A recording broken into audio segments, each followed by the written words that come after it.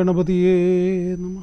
യാ ദേവീ സർവഭൂതേഷു മാതൃരൂപേണ സംസ്ഥിത നമസ്തസ്യേ നമസ്തസ്യേ നമസ്തസ്യേ നമോ നമഃ. നമസ്കാരം. കണ്ണൂർ വിഷൻ ജ്യോതിഷത്തിലേക്ക് ഏവർക്കും സ്വാഗതം. നമ്മുടെ കഴിഞ്ഞ കുറേ അധ്യായങ്ങളിലായി പറയുന്നതിൻ്റെ തുടർച്ചയായ കാര്യങ്ങളാണ് പറയുന്നത്. ദേവി മഹാത്മ്യത്തിൻ്റെ മഹാത്മ്യം പറയുകയാണ്. ദേവി മഹാത്മ്യം ആ വാക്ക് തന്നെയുണ്ട്, എങ്കിലും അതിൻ്റെ മഹാത്മ്യം അത് വിളിച്ചു പറയണമല്ലോ. കാരണം ദൈവത്തിൻ്റെ മഹത്വം ഉച്ചത്തിൽ ഉദ്ഘോഷിക്കണമെന്നാണ്. അത് ക്രിസ്ത്യാനിറ്റിയുടെ ഒരു കൺസെപ്റ്റാണ്, ദൈവത്തിൻ്റെ മഹത്വം. അതുകൊണ്ടാണ് അവർ ഹല്ലേലൂയ ഹല്ലേലൂയ എന്നുള്ള ഉറക്കെ പറയുന്നത് കാണുന്നില്ലേ. അത് ആവശ്യമാണ്, പ്രത്യേകിച്ചും കലിയിൽ അത് ഏറ്റവും വലിയ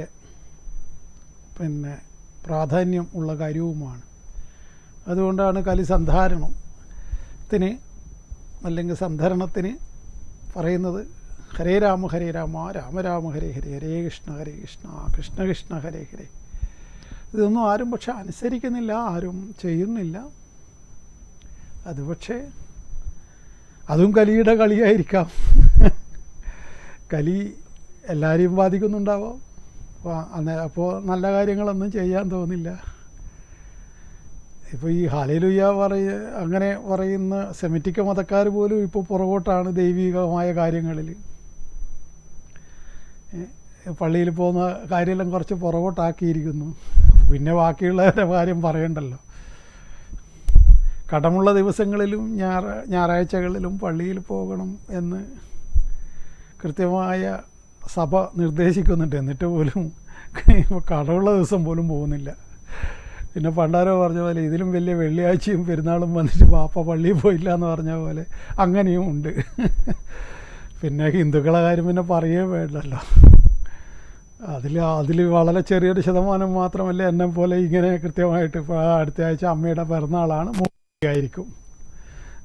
അമ്മയുടെ പിറന്നാൾ വരുന്ന വെള്ളിയാഴ്ചയാണ്, ജന്മാഷ്ടമി.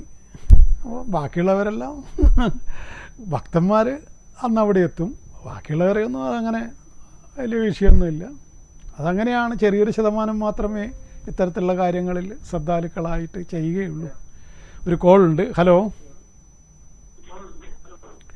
ഹലോ ഹലോ, എവിടെ നിന്നാണ് വിളിക്കുന്നത്?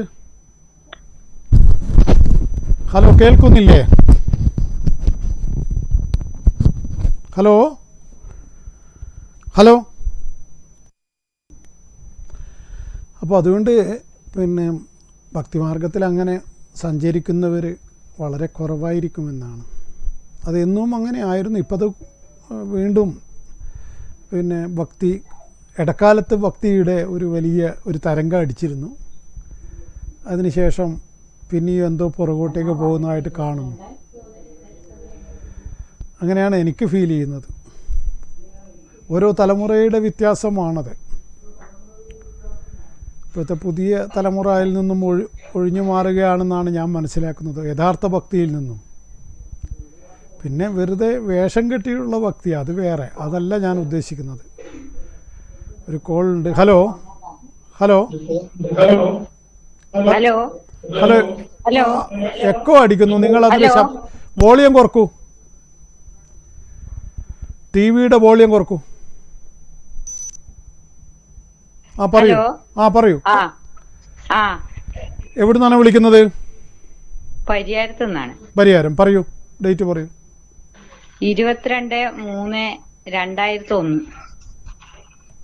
7:13 PM.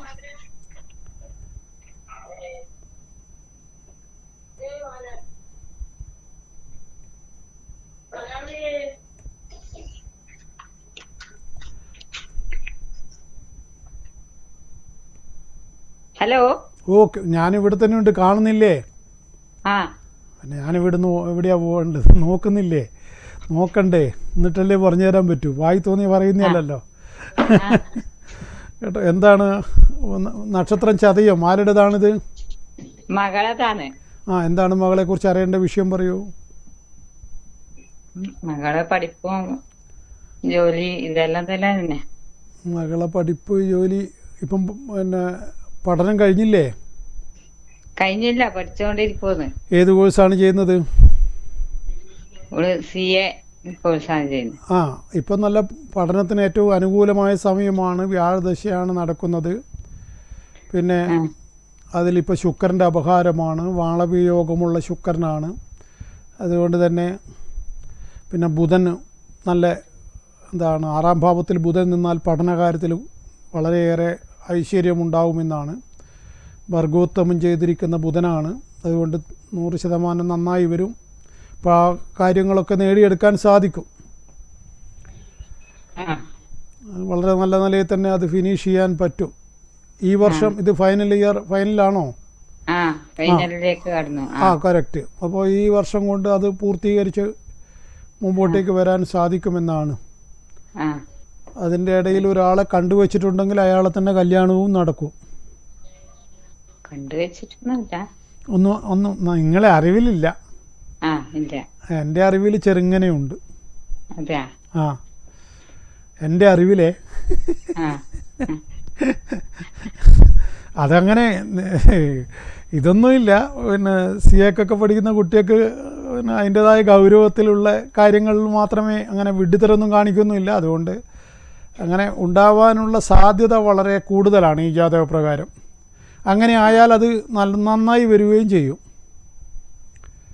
അത് മോശമായി പോവില്ല. അങ്ങനെ അല്ലെങ്കിലാണ് 2 കല്യാണം വന്നു കളയുക. അപ്പോൾ അങ്ങനെ പറഞ്ഞെങ്കിൽ നിങ്ങൾ ഉടനെ തന്നെ വാളെടുത്ത് തുള്ളുവൊന്നും വേണ്ട. ഭദ്രകാളിയെ പോലെ മയത്തിൽ കാര്യങ്ങൾ പറഞ്ഞ് കാര്യങ്ങൾ ഇതാക്കിയാൽ മതി. അത് മോശമൊന്നും വരില്ല. പിന്നെ ജാതിയൊന്നും ഇനിയത്തെ കാലത്ത് നോക്കേണ്ട കാര്യമേ ഇല്ല. അതിലൊന്നും വലിയ കാര്യമേ ഇല്ല. അതെല്ലാം വിഡ്ഢിത്തരമാണ്. വിദ്യാഭ്യാസം ഉണ്ടോ എന്ന് നോക്കുക. ജാതി, ഞാൻ പറഞ്ഞ ജാതിയെ കൊണ്ട് ജാതിയൊന്നും വലിയ പ്രസക്തിയില്ല. അഥവാ ജാതി മാറിപ്പോയാൽ ഉടനെ അതിൻ്റെ പുറത്ത് വലിയ എന്തോന്ന്. പണ്ടത്തെ കാലത്താണ് ഈ ജാതിയൊക്കെ, ഇപ്പോൾ അതൊന്നും ഇല്ല. അതിനൊന്നും വലിയ പ്രാധാന്യവും കൊടുക്കണ്ട.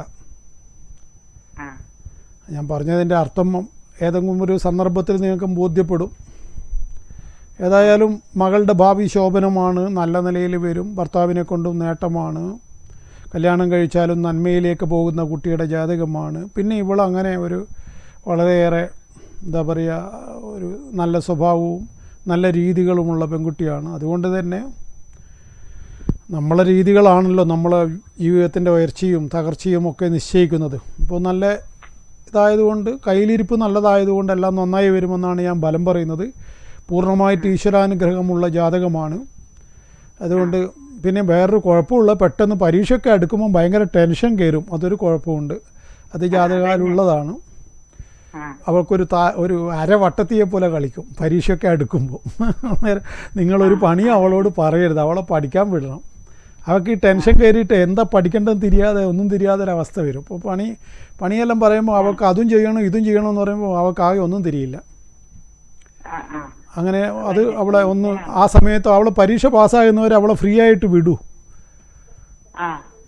വലിയൊരു നല്ല കോഴ്സാണ്. അതിൻ്റേതായ പ്രാധാന്യമുണ്ട്. ഇപ്പോഴും അതിൻ്റേതായ ഇതുണ്ട്. അതുകൊണ്ട് അങ്ങനെയുള്ളൊരു കോഴ്സ് ചെയ്യുന്ന കുട്ടിയെ വെറുതെ ഇങ്ങനെ അടുക്കള പണിക്കൊന്നും വിളിച്ചിട്ട് വെറുതെ ശല്യപ്പെടുത്തരുത്.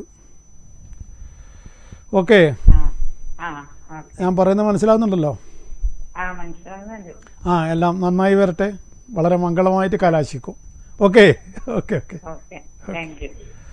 അപ്പോൾ അതുകൊണ്ട് ഞാൻ പറഞ്ഞത് പിന്നെ ഭക്തി മാർഗത്തിൽ സഞ്ചരിക്കുന്നവർക്ക് തന്നെയാണ് പിന്നെ എല്ലാ തരത്തിലുള്ള. ഇന്ന് കാലത്ത് തന്നെ ഒരു പൂജയ്ക്ക് ഒരു സിനിമ നടിയാണ് വന്നത്. അവൾക്ക് സിനിമയിൽ വരണം. അപ്പോൾ ആരോ പറഞ്ഞു ഇങ്ങനെ സിനിമയിൽ ഇങ്ങനെ ഇതാക്കാൻ ഇങ്ങനെ ഒരാളുണ്ട്, അയാളുടെ അടുത്ത് പോയിട്ട് വല്ലതും വാങ്ങിച്ച് ധരിക്കുന്നത് നല്ലതാണെന്ന് പറഞ്ഞു. എൻ്റെ നല്ല സമയമാണോ എന്നറിയില്ല. എറണാകുളത്ത് നിന്ന് എന്നെ കാണാൻ വന്നു, അച്ഛനും മകളും. അപ്പോൾ ഏതൊരു മേഖലയിലും ദൈവത്തിൻ്റെയും കൂടി ഒരു സഹായമുണ്ടെങ്കിൽ എളുപ്പമാവുമെന്ന് ചില കുട്ടികൾക്കൊരു കാഴ്ചപ്പാടുണ്ട്. ആ കുട്ടിക്ക് ആകെ 24 വയസ്സേ ഉള്ളൂ, പക്ഷെ വ്യക്തമായ കാഴ്ചപ്പാട് ഇപ്പോഴേ തന്നെ അവൾക്കുണ്ട്. ദൈവത്തിൻ്റെ സഹായവും കൂടി ഇല്ലാതെ കാര്യങ്ങളൊന്നും മുമ്പോട്ട് പോവില്ലെന്ന്. ആ വിചാരമാണ് വേണ്ടത്. അപ്പോൾ ആരോ പറഞ്ഞു ഇങ്ങനെ ഒരു ദേവീൻ്റെ മൂകാംബികമ്മയുടെ ഒരാളുണ്ടെന്ന്. കള്ളനല്ല. കാരണം ഇപ്പം അതാണല്ലോ, തട്ടിപ്പാണല്ലോ കൂടുതൽ. ആരെയാ വിശ്വസിക്കേണ്ടതെന്ന് തിരിയാതൊരവസ്ഥയുണ്ടല്ലോ. പറഞ്ഞയാൾ പറഞ്ഞു ഞാൻ അങ്ങനെ അയാൾ കള്ളനല്ല, ബാക്കിയൊന്നും ഞാൻ പറയുന്നില്ല എന്ന് പറഞ്ഞു. അപ്പം അല്ല അതിപ്പോൾ നിങ്ങൾക്കും ആ അഭിപ്രായം ഉണ്ടെന്ന് തോന്നുന്നില്ല ഞാനൊരു കള്ളനാണെന്ന്. അപ്പോൾ അതുകൊണ്ട് ഏതായാലും ആ കുട്ടി വന്നു, ഞാൻ മന്ത്രമൊക്കെ പറഞ്ഞു കൊടുത്ത് മോതിരമൊക്കെ കൊടുത്ത് ആ കുട്ടിയെ വിട്ടു. അപ്പോൾ അതാണ് ഞാൻ പറഞ്ഞത്, ആ ഒരു കാഴ്ചപ്പാട് അങ്ങനെ ചെറുപ്പത്തിലേ വരുന്നുണ്ടെങ്കിൽ അത് കൂടുതൽ ഉയർച്ചയ്ക്ക് കാരണമാവുകയേ ഉള്ളൂ. നമ്മൾ കൂട്ടിയാൽ കൂടുന്ന പോലെയൊന്നും അല്ല കാര്യങ്ങൾ. ഇപ്പം ഇന്നലെ നടന്ന സംഭവം കണ്ടില്ലേ? എന്താണ്, 2-3 ചെറുപ്പക്കാർ ഒരു കരയിൽ നിൽക്കുന്നു, അപ്പോൾ അവിടെ മണ്ണിടിഞ്ഞു പോകുന്നു. 4 പേരും വെള്ളത്തിൽ വീഴുന്നു. ഒരുത്തന് ബാക്കിയുള്ളവർ ചെളിയിൽ പൂണ്ടിട്ടാണ് രക്ഷപ്പെടാൻ പറ്റാതെ എന്നാണ് വാർത്തയിൽ നിന്ന് മനസ്സിലാക്കിയത്. ഒരുത്തൻ എന്തോ ഒരു ഭാഗ്യത്തിന് രക്ഷപ്പെട്ടു. 3 പേര് സ്പോട്ടിൽ മരിച്ചു. എത്രമാത്രം ദുഃഖകരമായ ഒരു ഫലമാണത്. 3 വീട്ടിലെ അവസ്ഥ എന്താണ്? 20 വയസ്സിലൊക്കെ ഉള്ള ഒരു മകനൊക്കെ മരിക്കുമ്പോൾ ഉണ്ടാകുന്ന അവസ്ഥ ഒരു ഭയാനകമല്ലേ? മിക്ക വീട്ടിലും ഇന്നത്തെ കാലത്ത് പണ്ടത്തെ പോലെ 5-6 ഇല്ലല്ലോ, 1-2 അല്ലേ ഉള്ളൂ. അതങ്ങ് പോയിക്കഴിഞ്ഞാൽ ആ 2 പേരുടെ പോയവനല്ലല്ലോ, അവിടെ വീട്ടിൽ അവൻ്റെ അച്ഛനും അമ്മക്കാണല്ലോ പ്രശ്നം. അപ്പം അതുകൊണ്ട് പിന്നെ അതൊക്കെ എന്താ പറയുക, മഹാദുരന്തം. അല്ല അതൊന്നും ഇപ്പോൾ ഒന്നും ചെയ്യാൻ കഴിയില്ല, ഒരു ട്രാജഡി അത്രമാത്രം. അപ്പോൾ ഏതായാലും ഞാൻ പറഞ്ഞത്, പിന്നെ ഭക്തിമാർഗത്തിൽ സഞ്ചരിക്കുന്നവർക്ക് പൊതുവേ ദുരിതം കുറഞ്ഞതായിട്ട് മനസ്സിലാക്കുന്നു. അതുകൊണ്ട് മഹാത്മ്യത്തെക്കുറിച്ച് പറയുന്നത് അതുകൊണ്ടാണ്. ശ്രദ്ധിക്കുന്നവർക്ക് ജ്ഞാനം ലഭിക്കും, അതാണ്. അത് ഭഗവത്ഗീതയിൽ പറയുന്ന ശ്രദ്ധാവാൻ ലഭതേ ജ്ഞാനം, അവനാണ് ജ്ഞാനം ലഭിക്കുക. ശ്രദ്ധിക്കാതെ വെറുതെ ഇതിങ്ങനെ വെറുതെ കേട്ടുവിട്ടാൽ ഒരു കാര്യമൊന്നുമില്ല.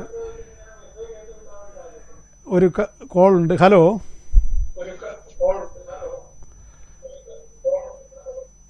ഹലോ ഹലോ, എവിടുന്നാണ് വിളിക്കുന്നത്? ഇത് പയ്യന്നൂർ. എന്തോ എക്കോ അടിക്കുന്നു, കുറച്ച് വോളിയം കുറക്കോ എന്തോ ഇത്. ആ പറഞ്ഞോളൂ. പയ്യന്നൂരിന്ന് പറയൂ, ഡേറ്റ് പറയൂ. 25/11. ഹലോ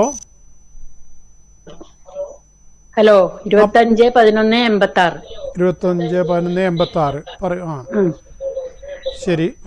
രാത്രി 9:30 ശേഷം.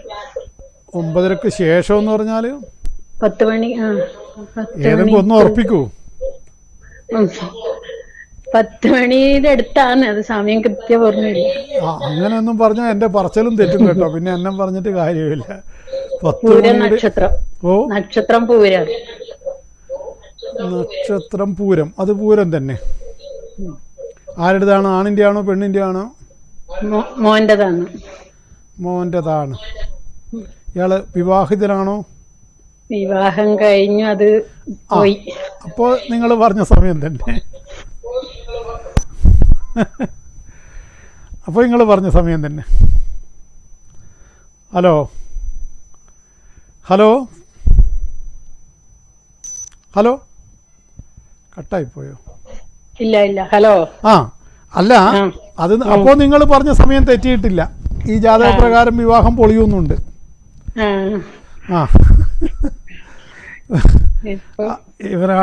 ഇവൻ എത്ര കാലം ഉണ്ടായിരുന്നു ആ ദാമ്പത്യം? ഒരു 4 വർഷം. ആരുടെ കുറ്റമാണ്?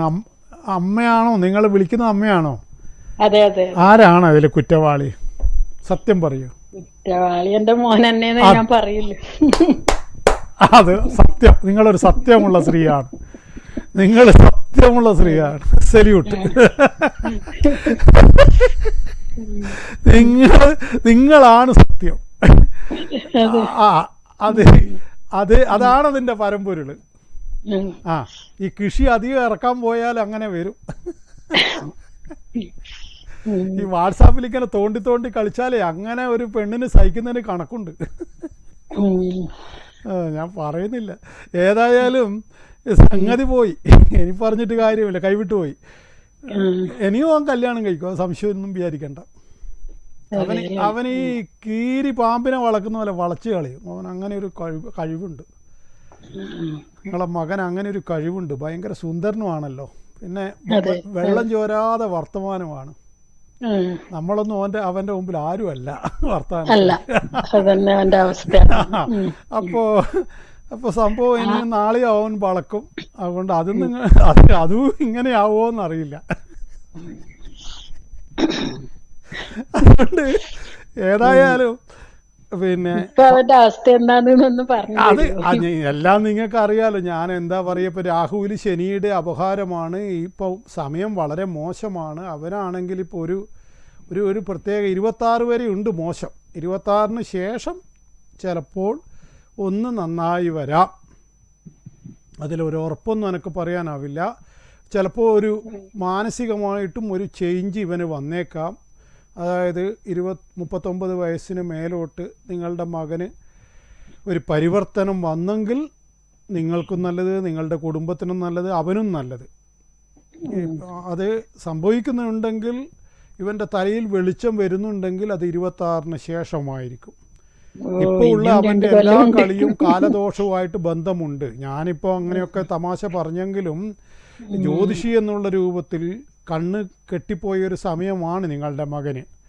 അപ്പോൾ അത് പറയാതിരിക്കാൻ പറ്റില്ല. മറ്റേത് നമ്മൾ കാര്യം പറഞ്ഞ് ചിരിച്ചെങ്കിലും ഇത് ആണ് വസ്തുത. ഇങ്ങനെ കണ്ണ് കാണാത്തൊരു സമയമാണ്. അതായത് അകക്കണ്ണ് കെട്ടിപ്പോവുക എന്ന് പറയും. അത് അവൻ തന്നെ വരുത്തി വെച്ചതും ഉണ്ടാവും, കാലദോഷം കൊണ്ട് വന്നതും ഉണ്ടാവും.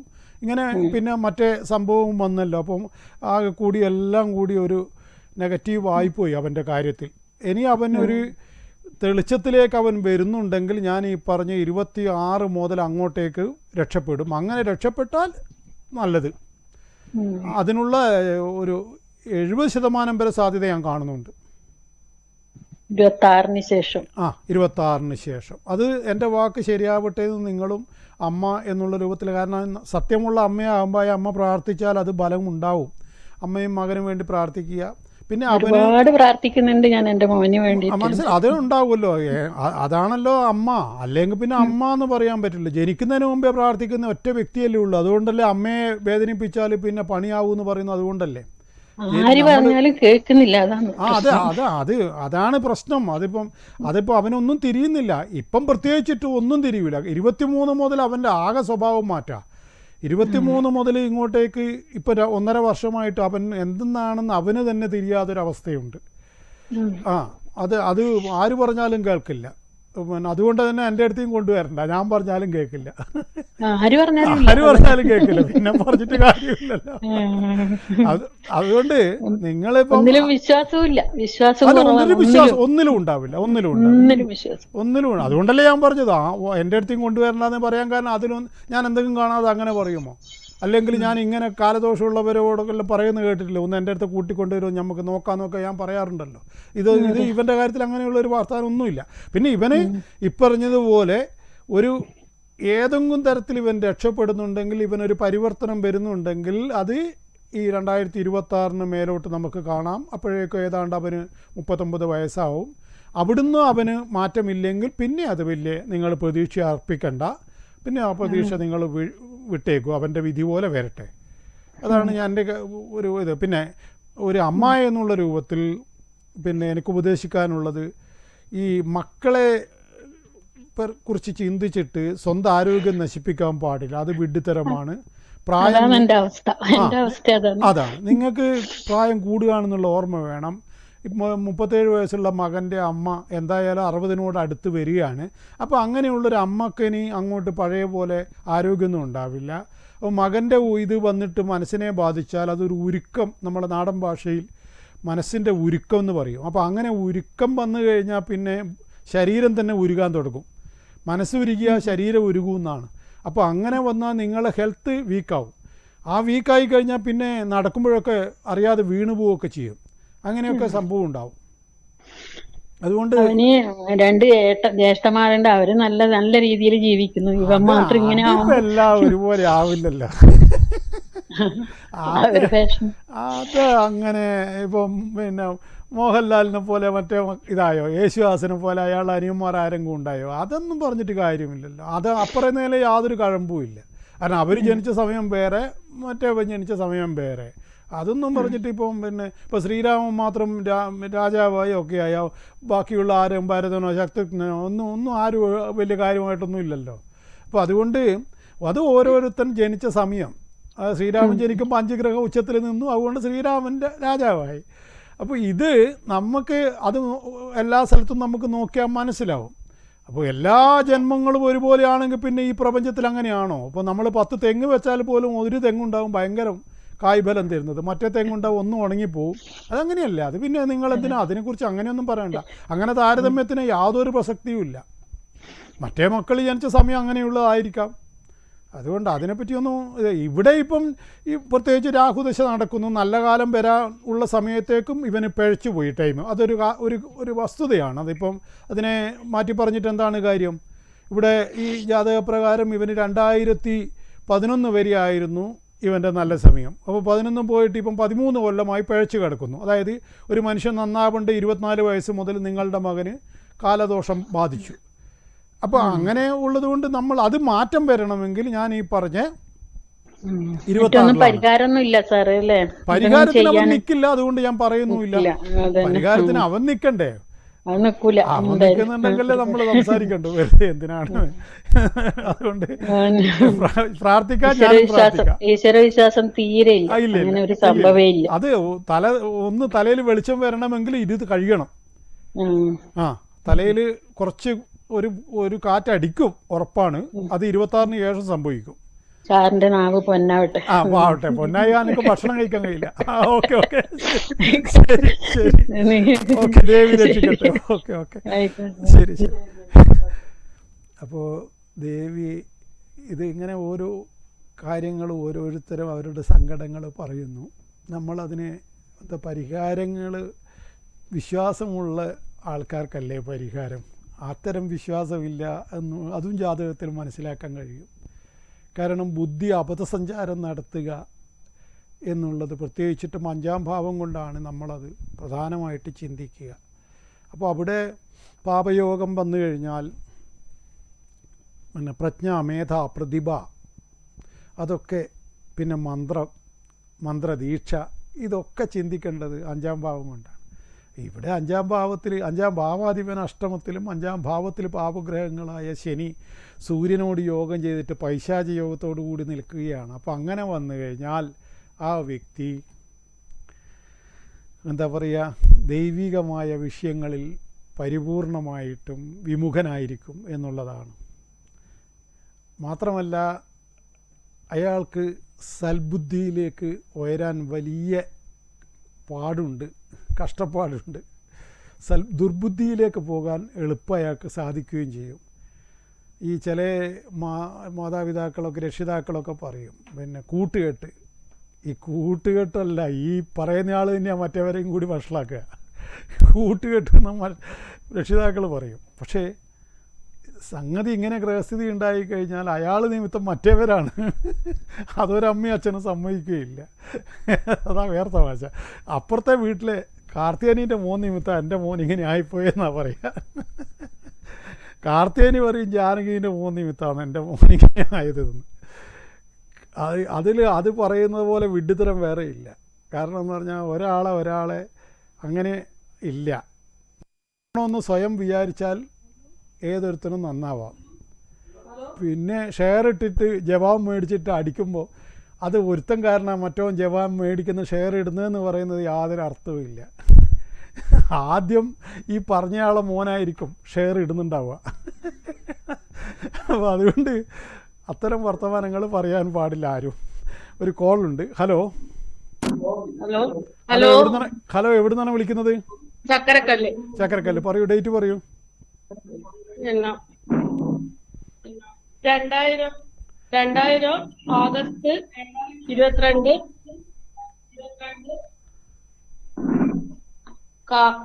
8:40 രാത്രി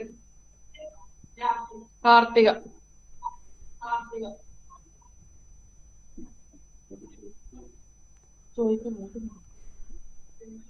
ആരുടേതാണ്? ആണിൻ്റെ ആണോ പെണ്ണിൻ്റെ ആണോ? അതും പറയൂ. മോന്റെ എന്താണ് മോനെ കുറിച്ച് അറിയേണ്ട വിഷയം? അവന്റെ ജോലി ഭാഗവും. ജോലി ഭാഗം. അപ്പോൾ ഇപ്പം ജോലിയൊന്നും, പഠിപ്പ് കഴിഞ്ഞോ? പഠനം ഡിഗ്രി കഴിഞ്ഞ്. എന്നിട്ടോ?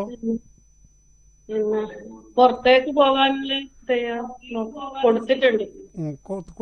കുറച്ച് തടസ്സമുണ്ട് അടുത്ത മാർച്ച് വരെ.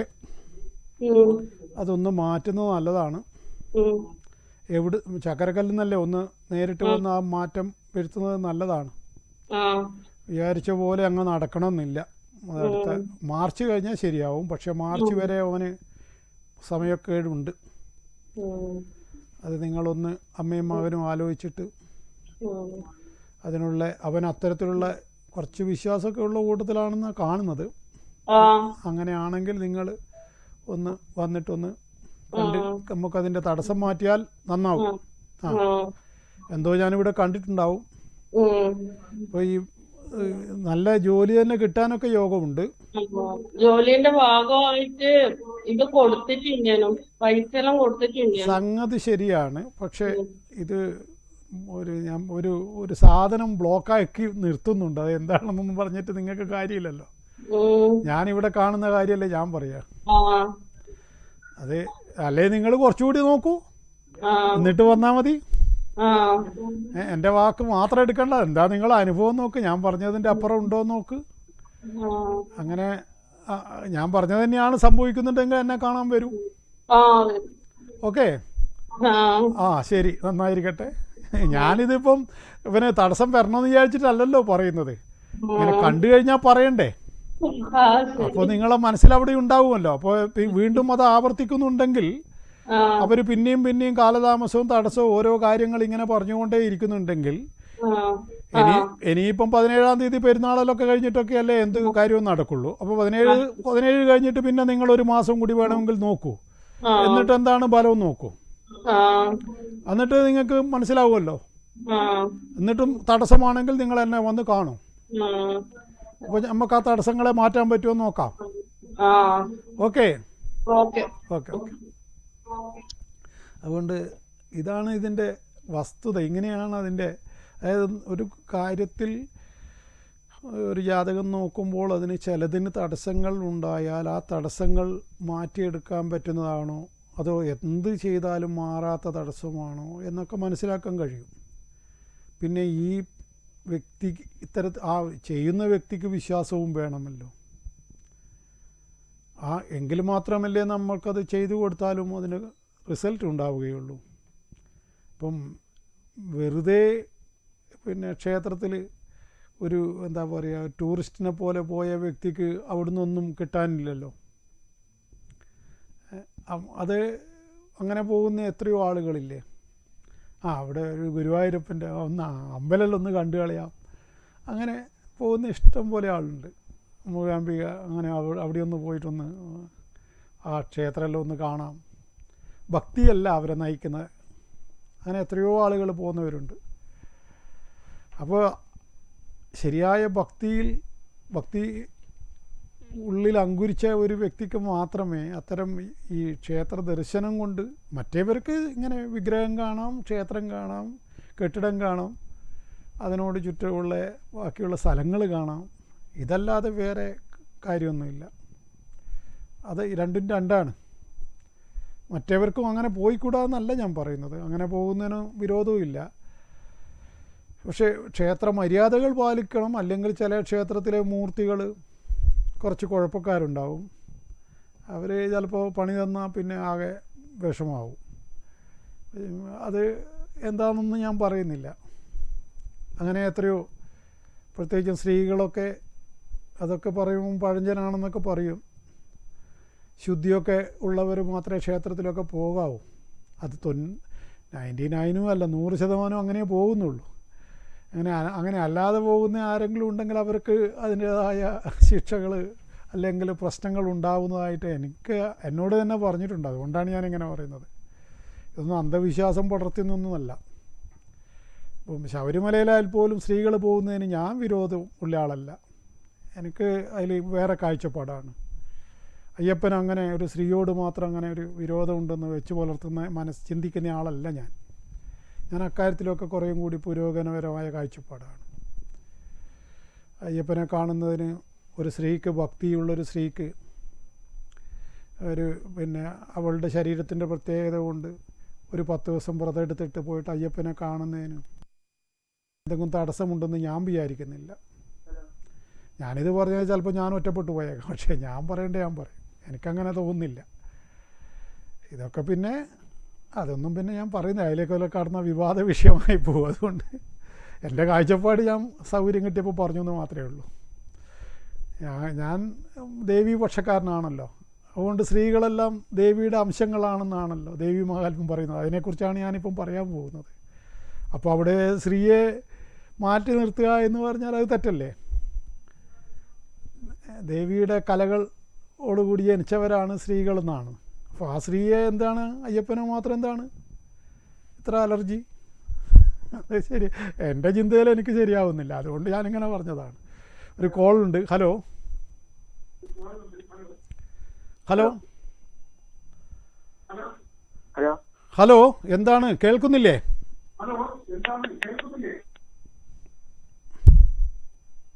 ഹലോ ഹലോ ഹലോ ആ പറയൂ, എവിടുന്നാണ് വിളിക്കുന്നത്? ഇത് പെരുന്താറ്റുന്നു. പെരുന്താറ്റിൽ. പറയൂ, ഡേറ്റ് പറയൂ. 1/3/83. 1/3/83.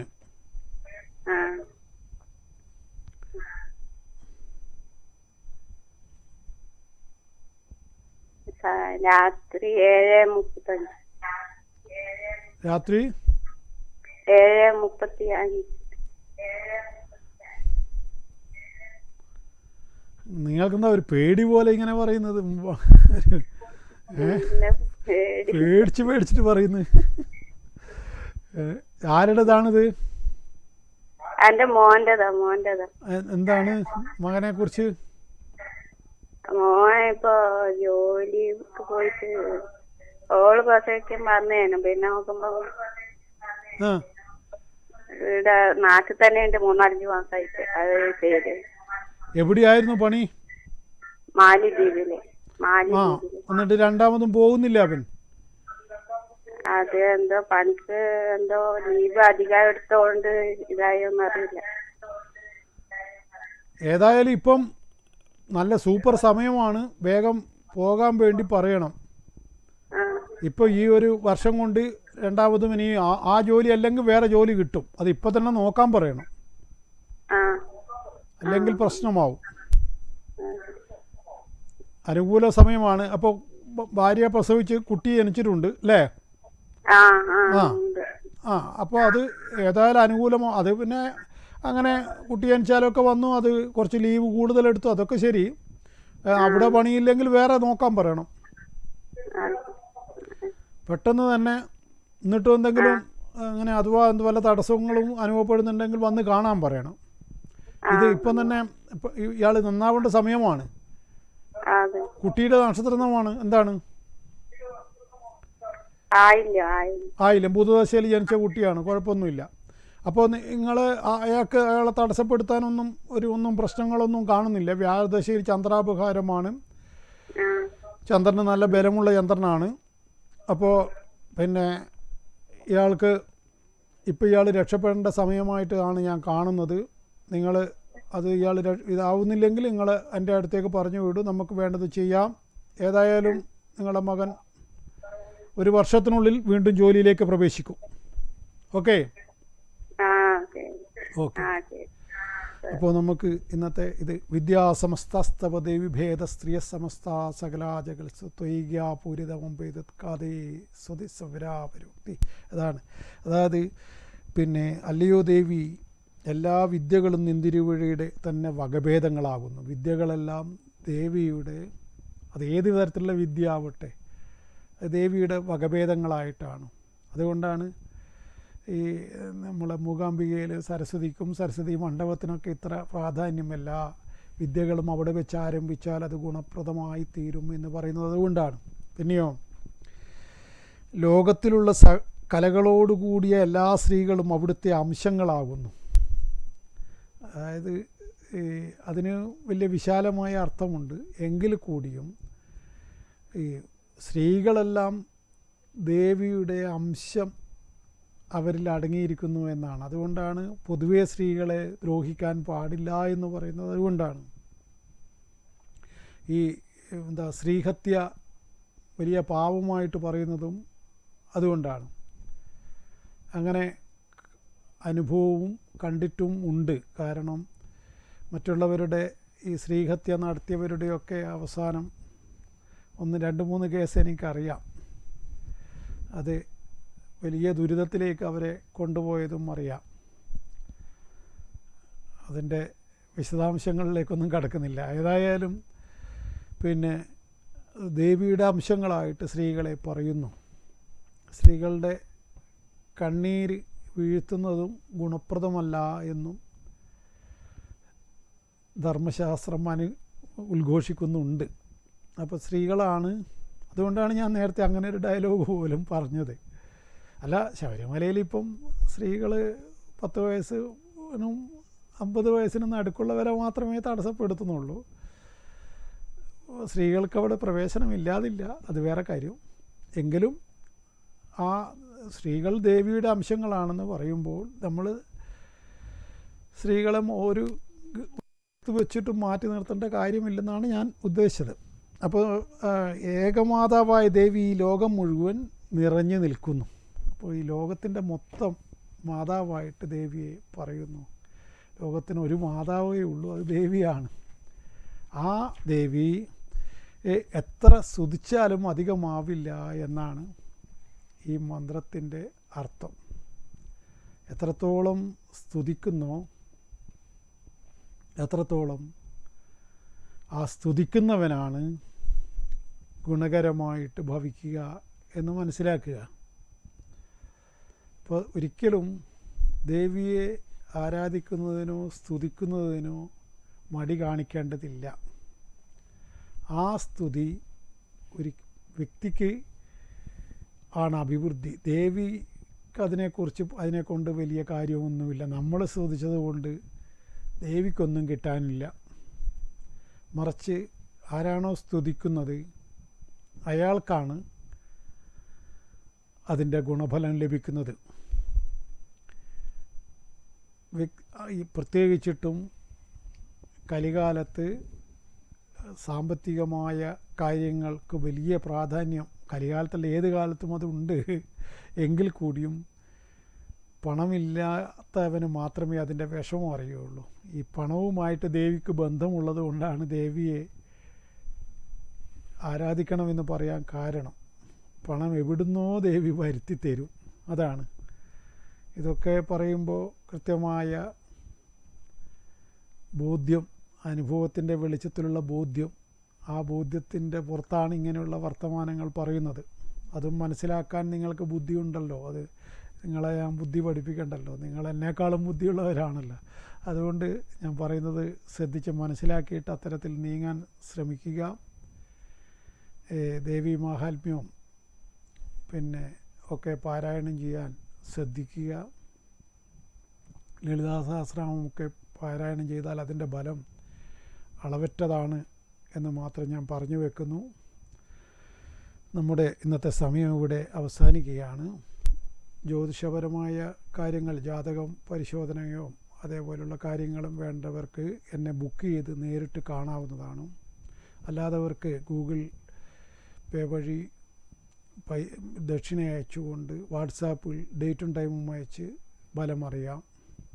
അതേപോലെ പരിഹാരം ചെയ്യേണ്ടവർക്കും പലപ്പോഴും പല കാര്യങ്ങൾക്കും ചില പ്രത്യേക പരിഹാരങ്ങളിലൂടെ ആ തടസ്സങ്ങൾ മാറുന്നതായിട്ട് അനുഭവമുണ്ട്. അത് എത്രയോ ആളുകൾക്ക്. അത്തരത്തിലുള്ള അനുഭവങ്ങൾ കിട്ടിയെന്ന് ഇങ്ങോട്ടേക്ക് പറഞ്ഞതുകൊണ്ടാണ് ഇത്ര ചങ്കൂറ്റത്തോടെ ഇത്ര ഉറപ്പിച്ചിട്ട് പറയാൻ സാധിക്കുന്നത്. അത് തിരിച്ചറിയുന്നവർ ഭാഗ്യവാന്മാർ. അത് എല്ലാവർക്കും അത് തിരിച്ചറിയാൻ കഴിയില്ല. അയാളുടെ വ്യക്തിപരമായ നേട്ടത്തിനാണ് എന്ന് ധരിക്കുന്നവർക്ക് അങ്ങനെ ധരിക്കാം. ഒന്ന് മനസ്സിലാക്കുക, വ്യക്തിപരമായ നേട്ടത്തിനൊന്നും ഇനിയിപ്പം വലിയ മോഹമൊന്നുമില്ല. അത്രയെങ്കിലും നിങ്ങൾ എന്നെ തിരിച്ചറിയുക എന്ന് മാത്രം അപേക്ഷിക്കുന്നു. എന്നെ കേൾക്കുകയും കാണുകയും ചെയ്ത് നിങ്ങൾക്ക് നന്ദി. നമസ്കാരം.